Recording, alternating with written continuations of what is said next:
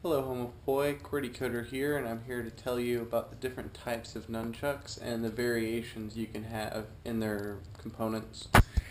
Um, these are most of the types of chucks that I own, but when you look at a nunchuck, you always have a handle, uh, a string or a cord or a chain, some connector, and then another handle.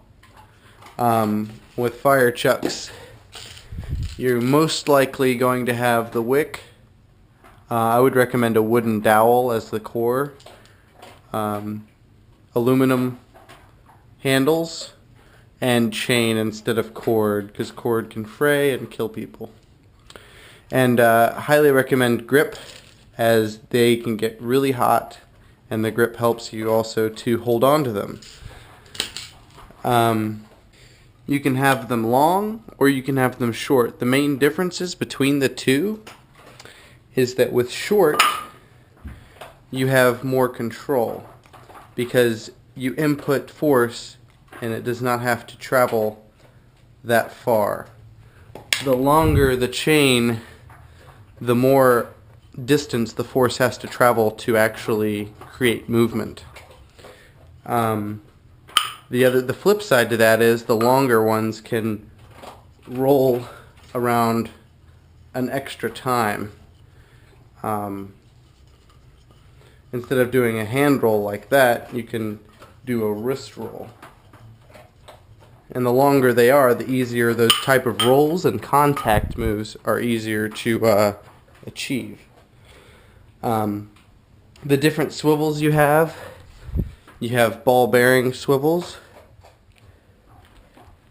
These are the best in my opinion because they're just so smooth. And then you just have, these were the first fire chucks that I made, and that swivel is not that great, but it still works. And the handles I used were curtain rods. So as for the handles, you can use wood, metal, pretty much anything cylindrical that you can put a chain on or a cord. So yeah, those are the basics. The basic kinds of nunchucks. QWERTY Coder here with fire chucks and the basics you have with them. So the main components are going to be the length of the handle, the size of the wick, and the length of the chain. If you make big wicks, you're going to want longer handles.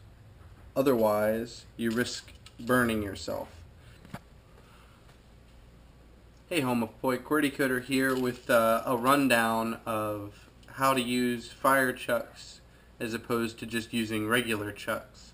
There are some differences that you should note to stay safe and unburnt. So the first thing you'll notice is when you're spinning your chucks, you have one wick that's going to be either underneath your arm or probably going to be in a bad area because the flame travels up, and usually with these wicks it'll travel up about 4 inches when it's not being moved.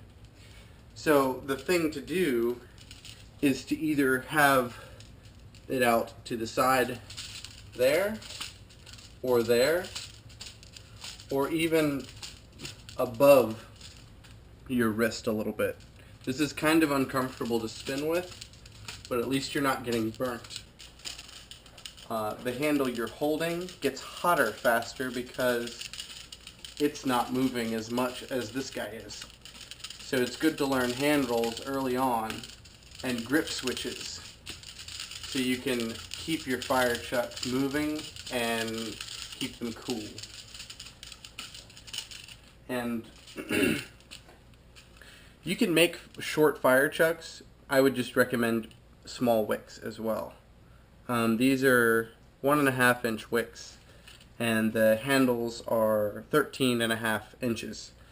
And as far as the chain goes, that's up to your preference, but if you'd like, you can take a chain and then cut it and then connect quick links to it to adjust the size of your chain at will. So you can try out and see what's more comfortable for you.